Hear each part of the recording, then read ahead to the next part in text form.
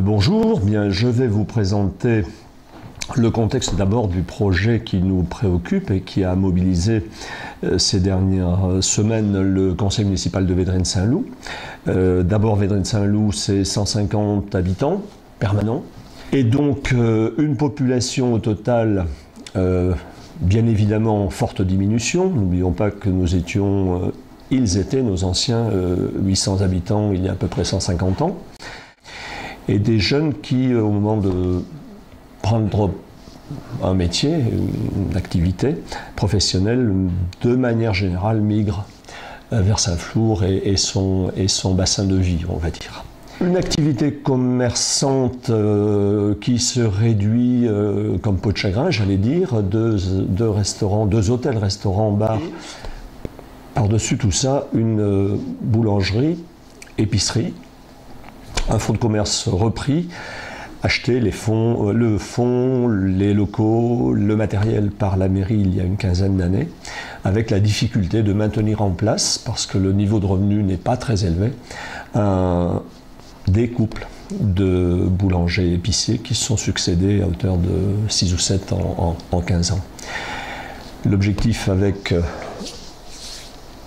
le projet que nous avons, c'est évidemment de pérenniser, si possible très durablement, l'activité. Pour cela, l'objectif est de l'aider autant que faire se peut pour une commune qui n'a pas nécessairement beaucoup de moyens,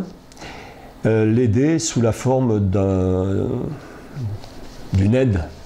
à son installation et particulièrement à son investissement, à savoir, puisque la totalité du matériel est mise à disposition,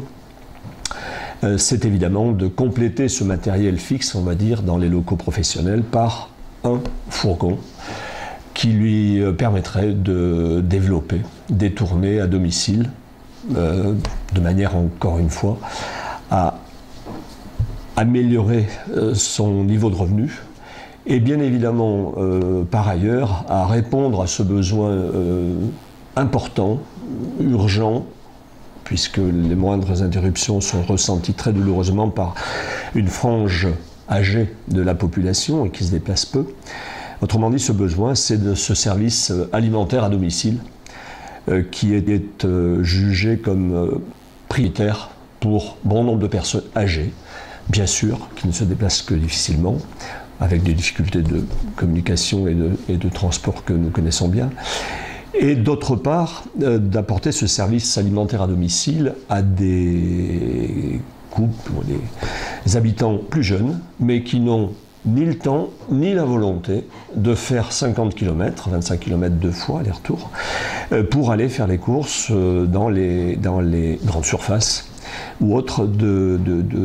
Saint-Flour et de son bassin de vie. On a là, nous a-t-il semblé, un enjeu tout à fait important pour maintenir à leur domicile des personnes âgées autant que faire se peut avant de devoir les voir partir en maison de retraite. C'est évidemment de favoriser le maintien dans leur activité, en général agricole, c'est vrai, de populations plus jeunes, bien sûr, et pourquoi pas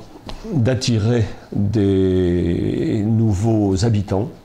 des couples jeunes. Nous en avons qui sont